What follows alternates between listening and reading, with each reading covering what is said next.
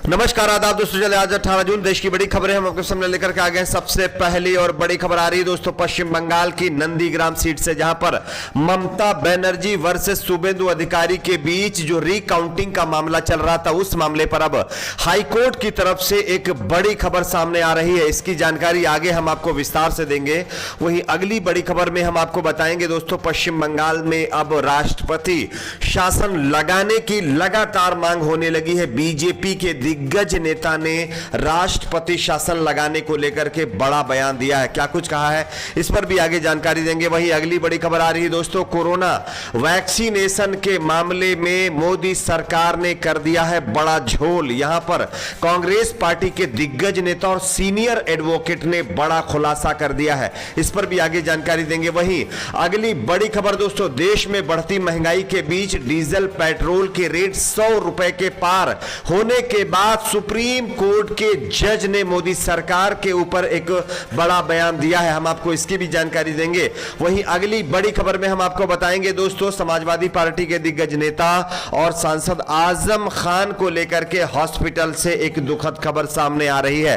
क्या है खबर, आगे हम आपको इसकी भी जानकारी देंगे। वहीं अगली बड़ी खबर दोस्तों, पश्चिम बंगाल के बाद उत्तर प्रदेश में होने वाले विधानसभा चुनाव से पहले बीजेपी का एक और घटक दल अब बीजेपी से अलग होने जा रहा है। किस तरह से, आगे हम आपको इस पर भी अपडेट देंगे। वहीं अगली बड़ी खबर में हम आपको बताएंगे दोस्तों, कृषि कानून के खिलाफ अब महिलाओं का जत्था दिल्ली की ओर रवाना होना शुरू हो गया है। इस पर एक ताजा अपडेट आ रही है, इस पर इसकी भी जानकारी आगे देंगे। वहीं अगली बड़ी खबर में हम आपको बताएंगे दोस्तों, भारत में कोरोना संक्रमण की दूसरी वेव के बाद थर्ड वेव को लेकर के गृह मंत्रालय ने राज्यों में और खास करके देश में अलर्ट जारी कर दिया है। तीसरी वेव को लेकर के क्या अलर्ट जारी किया गया, इस पर भी जानकारी देंगे। उससे पहले एक छोटी सी रिक्वेस्ट आपसे करेंगे दोस्तों, आप इस वीडियो को लाइक करके चैनल को सब्सक्राइब जरूर कर लीजिए। जैसा कि आप सभी जानते होंगे, पश्चिम बंगाल में विधानसभा चुनाव में जिस तरह से टीएमसी ने अपनी 211 सीटों के मुकाबले इस बार 214 से ज्यादा सीटें जीती हैं,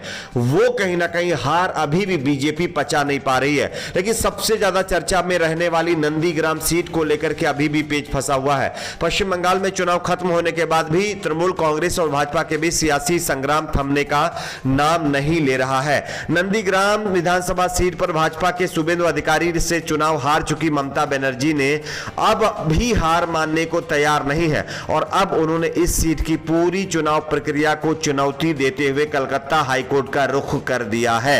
और बताया जा रहा है कि ममता की ओर से लगाई गई याचिका सुनवाई के लिए सूचीबद्ध कर ली गई है और आज यानी शुक्रवार को हाईकोर्ट में इस मामले पर सुनवाई होगी और सुनवाई होने के बाद इस पर फैसला सुनाया जा सकता है और रिकाउंटिंग की यानी प्रक्रिया भी शुरू हो सकती है।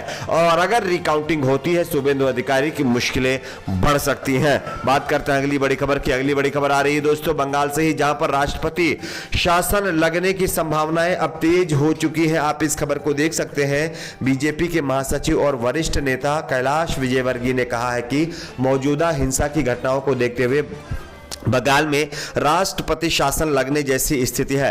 कैलाश विजयवर्गीय ने कहा है कि बंगाल में वर्तमान में जो कानून व्यवस्था की स्थिति है, मैं ये कह सकता हूं कि वहां यानी कि अब राष्ट्रपति शासन लगना चाहिए। बता दें कि बीजेपी लगातार बंगाल में राजनीतिक हिंसा का आरोप लगा रही है। राज्यपाल जगदीप धनखड़ ने इस बाबत सीएम ममता बनर्जी को एक लेटर लेकर के इस बात का खुलासा किया है। और जैसा कि आप सभी जानते होंगे कि आज जो गवर्नर है पश्चिम बंगाल के, उनकी मुलाकात देश के गृह मंत्री से भी होने वाली है।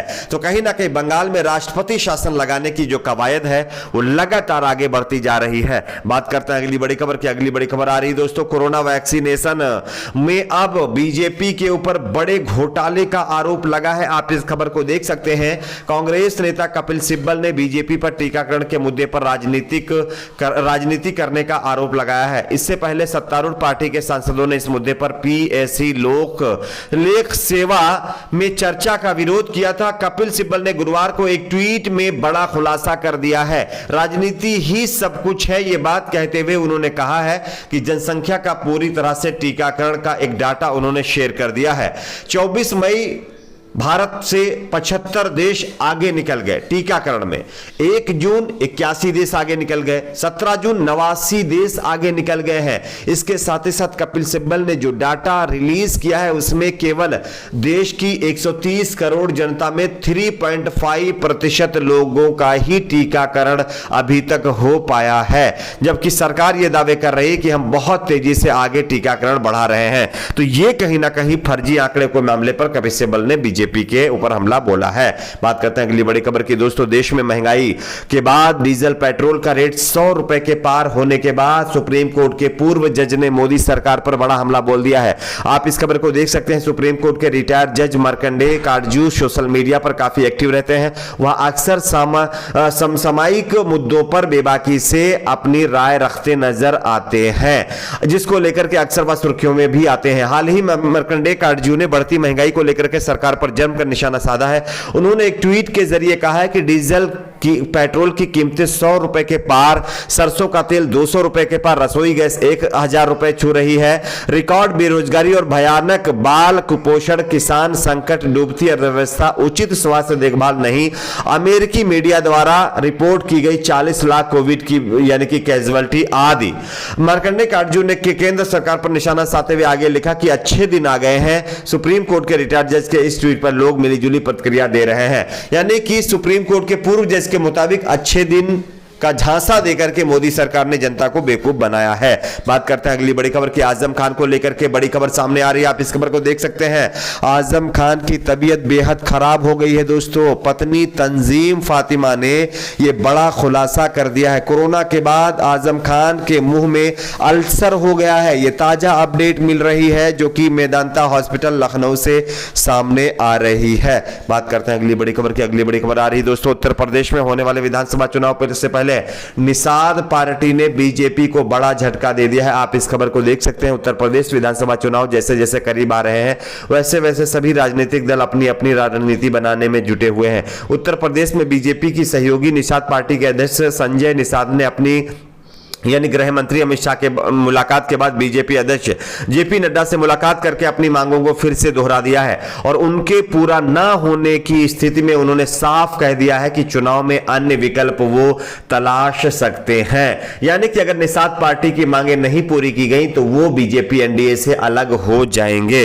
बात करते हैं अगली बड़ी खबर की। अगली बड़ी खबर आ रही है दोस्तों। कृषि कानून को लेकर के अब महिलाएं मोदी सरकार के खिलाफ हल्ला बोलने के लिए तैयार हो गई हैं। आप इस खबर को देख सकते हैं। कृषि कानूनों के विरोध में दिल्ली में किए जा रहे किसान आंदोलन में शिरकत करने के लिए जमहूरी किसान सभा एरिया कलानौर में महिलाओं के 39वें जत्था बताया जा रहा है कि रवाना हो गया है। इसकी अध्यक्षता कुलदीप कौर ने की है। अब बताया जा रहा है कि अब 39 जत्थे दिल्ली की ओर महिलाओं के रवाना हो गए हैं कृषि कानून के खिलाफ। बात करते हैं अगली बड़ी खबर की। अगली बड़ी खबर आ रही है दोस्तों।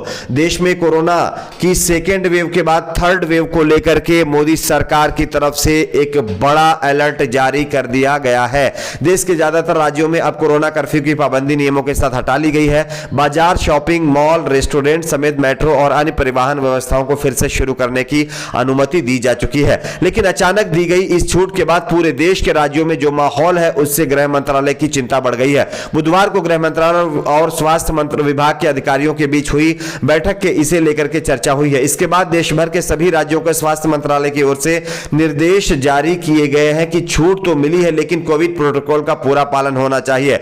इसके साथ साथ बताया जा रहा है कि सेकेंड वेव के बाद थर्ड वेव जो देश में कोरोना की आने वाली है वो 2 से 3 दिन के बाद यानी महाराष्ट्र में इसकी यानी कि इसका दौर शुरू हो जाएगा। और गृह मंत्रालय की तरफ से साफ कहा गया है कि सेकेंड वेव से ज्यादा भयानक जो है थर्ड वेव देश में आएगी। तो आप सभी लोग दोस्तों इससे सेफ्टी रखिए, बेमतलब घर से बाहर ना निकलिए, भीड़ भाड़ वाले एरिया में ना जाइए, फेस मास्क यूज करिए और सैनिटाइजर का भी इस्तेमाल करिए। आपकी अपने इस प्रकार नीचे कमेंट बॉक्स में जरूर बताइए। वीडियो को लाइक शेयर, चैनल को सब्सक्राइब जरूर करें।